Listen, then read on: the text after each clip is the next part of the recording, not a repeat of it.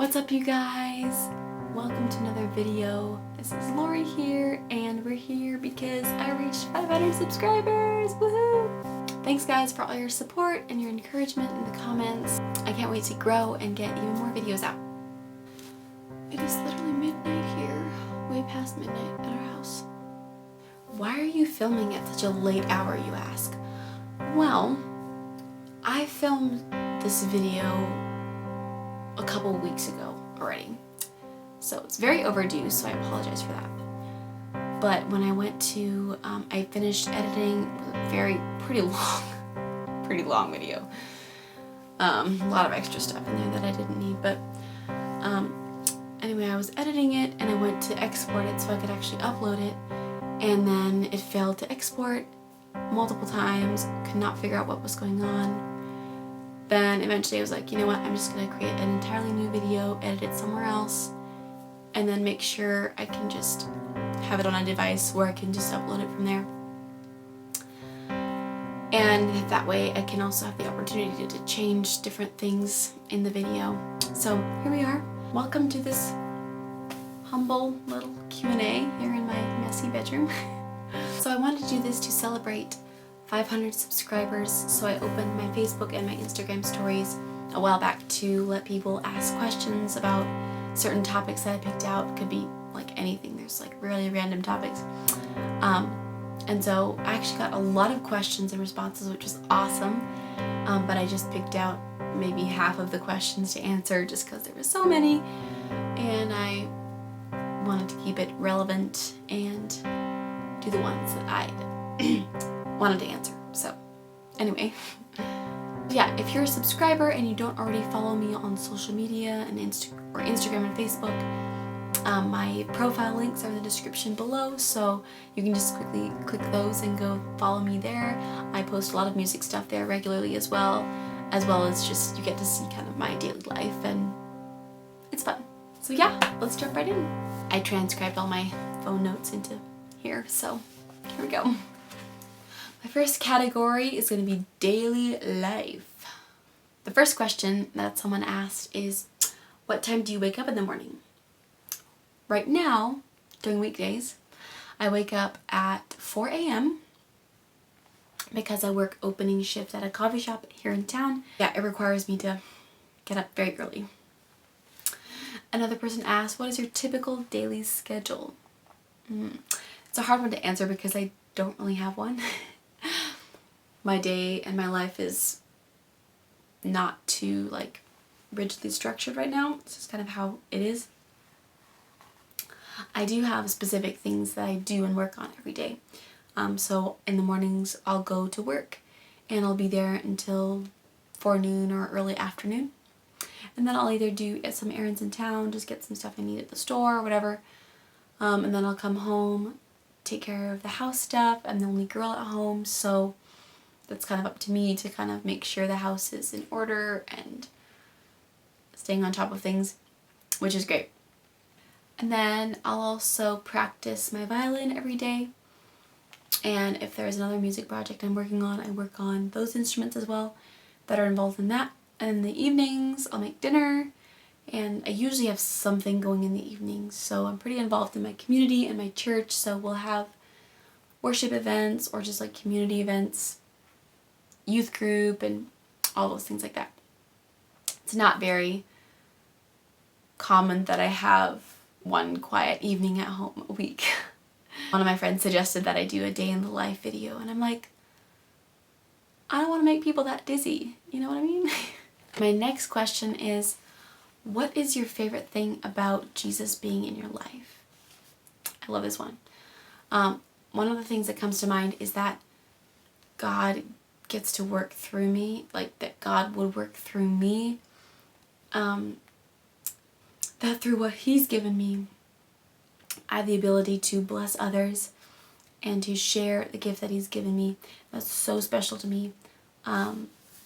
And yeah, with Jesus, there's a purpose for everything you do. Like if you don't have Jesus, then all you're doing is living for yourself, and that'll eventually leave you so empty with nothing to live for. The next category we have is music. Who'da thunk, right? All right, what was your first instrument? My first instrument was piano. I learned O Taste and See when I was like 8 or 9 years old. That was the first time I understood how to play chords that sounded good. And the next question, do you lead worship? Yes, I do. I lead worship in our Sunday morning service at our church and our Friday night service, like alternating teams. And then if there's like a community event outside of the church in town, or like churches are coming together, then they'll sometimes ask me or some of us to help out with worship, and so we'll do that a lot, and that's really fun. Usually fun. Also, I'm sorry if I sound like very tired. It is because it is past midnight and I am very tired. But I still am excited about this, so don't think that I'm just like going through it, not caring, because I do care. I'm just, circumstances aren't as ideal. What's your favorite worship song? 2 songs that have really gotten me through this year are Promises by Maverick City Music and Lift You High by House Fires. Such good songs. They just lift my eyes off of myself and speak the truth of who God is. No complicated lyrics or whatever. They're just so simple, but they're so good. Love them. Look it up. Next question, what instruments do you play? I play like 4.5 instruments. I play violin, piano, and guitar, and ukulele. And then I know enough cello to get me in trouble. It's very similar to like violin as far as kind of reference and finger patterns and things like that. The next question is, have you had any lessons for the instruments that you play? And yes, I've taken violin lessons pretty consistently for a while now. I've been playing that for about 8 years. But as far as like guitar and piano and the others, I'm pretty much self-taught. I've had coaching here and there, but not consistent lessons, if you know what I mean. What's your favorite instrument that you don't play? My favorite instrument that I don't play is probably the drums. I just think they're so cool, and people who play drums are just, they're cool. If I were really to hunker down and learn another instrument, it'd definitely be drums. Even though I can't play right now to save my life. Next question, when did you decide to dive deeper into music? Now? No, the last year it's definitely become more of like a serious pursuit of mine, exploring different ways of pursuing it, like with YouTube or with private lessons, or just going to workshops and events and things like that. Next question, did you take voice lessons? Nope, I did not. I have received coaching here and there that I've applied, and it's made a huge difference in my voice for sure, but not ever consistent lessons. What is your favorite music? Or what am I currently listening to? I will definitely talk about this. I've been loving, like I said, Maverick City Music, Brandon Lake, House Fires, Corey Asbury has been awesome. I discovered an artist earlier this year called Chris Marenzima, and he has a really unique, pretty style of music. And I've also been getting back into Dave Barnes. He has such good songs. Oh man. But there is one who stands out above all others. Oh. If you know me to any extent, you will probably know and figure out pretty soon that I am borderline, not quite, but borderline obsessed with Ben Rector. He's just the best. Such a good singer-songwriter. He's an amazing voice, amazing lyrics, clean music about everyday things and fun things, and he's so fun to follow along on social media with too. Constantly doing just like the most random fun things with people. And he just released a Christmas album that I've been loving, and he wrote a song about Thanksgiving, which I think is so cool, and like the world has been waiting for that for how long now? I don't know. My brother-in-law asked me, you know, how much would you say that your music is influenced by Ben Rector? And I'd be like, probably like a 57 out of 10, I don't know. And what's your favorite song to play? Probably More Like Love by Ben Rector.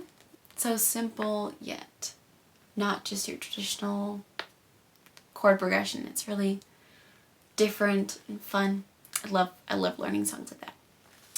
Okay, now we're going to talk about a little bit different of a topic. So we're going to transition away from music. We're going to move on to food. Let's start off with a bang. The first question is, what's your spiritual food? Boom. My spiritual food is the Word of God. It's my life source, and it's what we're called to live by. Read it, study it, highlight, pray about it, whatever you need to do. Get the Word of God into you. What's your favorite thing to cook? I do a lot more baking than I do cooking, or I like baking a lot more. Usually what I like to cook is like I'll do some sort of stovetop easy quick thing. So I'll fry meat and potatoes, and I'll do like a lot of veggie dishes. Usually for dinner I'll make like a quick easy fresh salad and then a dressing. And then for a main dish I'll do something with like potatoes and meat. We have a couple different diets in the house, so some don't do meat and some, yeah. So just juggling around like that a little bit. And then I do a lot with chicken as well. And then we have like venison and elk in our freezer from hunting season, so use a lot of that for sure. The next question is, what is your go-to food? My go-to like snack, I think that's what they're talking about. I don't actually know, but we're going with snack. You look like a snack. My go-to snack is almonds and cranberries. Oh, so good. If I have those, I'll be happy for a long time. And then, you know, sometimes I'll add like a couple chocolate chips to make it a little more scandalous. So good. Okay, now we're gonna talk about the most wonderful time of the year. It's Christmas! Okay, yes, we're in December. Christmas is right around the corner.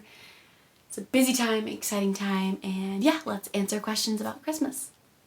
Should you celebrate it before Thanksgiving? Very controversial question. I think most people would say yes. I think I would say yes too. As far as like, you can start buying presents and getting decorations and playing Christmas music and all that stuff, but don't start saying Merry Christmas until after Thanksgiving. I don't know. Just get Thanksgiving out of the way and then you can focus on Christmas. What's your favorite Christmas tradition? My favorite Christmas tradition is something we've always done. So our family, I have 8 siblings, and most of them are married, so then I have lots of nieces and nephews too, and then we have a really big family then. We all come together on Christmas Eve day, we make food, we hang out, and then we have a big dinner on Christmas Eve, and do more hanging out and whatever, and then on Christmas morning, we'll all stay the night at our big house. We'll all stay the night here, or those who can or want to, and then we'll have presents in the morning, and a big brunch. Must have the brunch. Another thing we do on Christmas morning is, I think it's before breakfast, before we get to eat, we have to run around the driveway barefoot. Some people do it just once. Some do it like, literally like 10 times. It's ridiculous. It's so fun. So fun. Well, it's barefoot because there's usually snow here in where I live. What's your favorite Christmas carol? Oh, holy night. Yes, for sure. Fall on your knees. Okay, so another category that thought I could cover was relationships. And this is relationships with people, with animals, with yourself, with whatever, like just relationships in general. Let's answer questions, kids, about relationships with all my years of experience. Take all these at face value because I'm honestly very young, and so many people have much more life experience than I do, so just take it with a grain of salt if you need to. This is just my take on my side of things. A little piece of the puzzle I can see. How would you describe your relationship with life? I think I know what you mean. But if I don't get this right, then forgive me. My relationship with life is being present and engaged with people around me, with my circumstances around me, like just being present and not always wishing you were somewhere else. Being confident, like presence and confidence is a huge thing for me. And also just like a go-get-it attitude in whatever I do. If I lose my motivation and like my motivation generator inside of myself, like I'll go in a downward spiral so fast. But to stay positive, I have to stay like active and keep my promises and work on what's in front of me and do it well, do things right the first time. And then knowing your needs, your boundaries, when you need to push yourself, when I need to step back a little bit, just being in constant communication with myself, which I'm still learning about, for sure. How do you handle conflict or offense from people?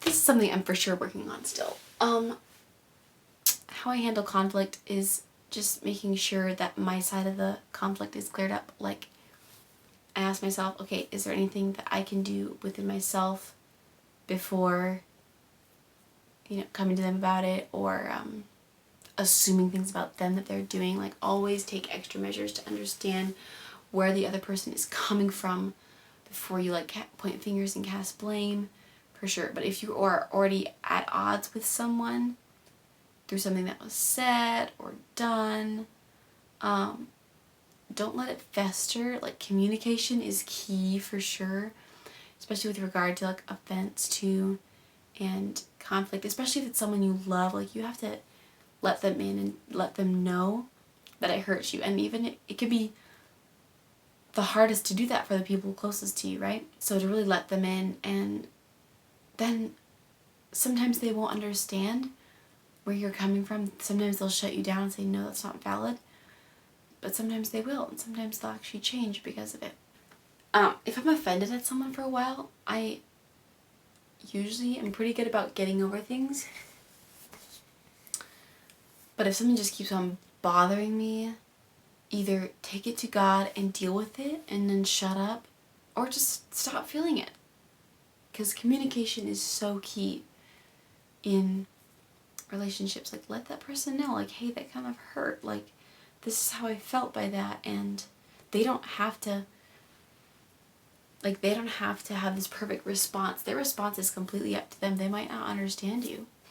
Yeah, just making sure that things are cleared up on my side, asking myself, okay, what is in me, God, that is making me repulsed by this person, And so then oftentimes they'll show me. And I want to deal with my issues first before I say, hey, this would really hurt me. Best relationship advice. From my perspective, let go and let God is a big thing I've been learning personally. It's just another piece of the puzzle. So yeah, like I was saying, like, people's response is totally up to them, and you can do your part, but then you have to let go and let God. And also be there for your friends and your family. Invest into those relationships that you want to grow, because what you feed grows. Relationships take time, like a freaking amount much of time. So just don't be afraid to take time and sink your time into that. Okay, last category was anything else that comes to mind. So that's all the categories I had. But last two questions are, I don't know what to answer this, but whatever. My cousin asked me this. My dear cousin, who is your celebrity crush? Ugh. Okay, this is weird to answer because I'm normally not the girl who fangirls over celebrities and will like stalk them for years and just obsess over celebrities. I'm not that type of girl at all. So right after I watched The Hobbits for the first time, I started watching this British TV show. And in this British TV show, there was an actor by the name of Aidan Turner who also played Keeley in The Hobbits. And yeah, so I was like, it was just, he just stayed right in front of me, and it just, yeah.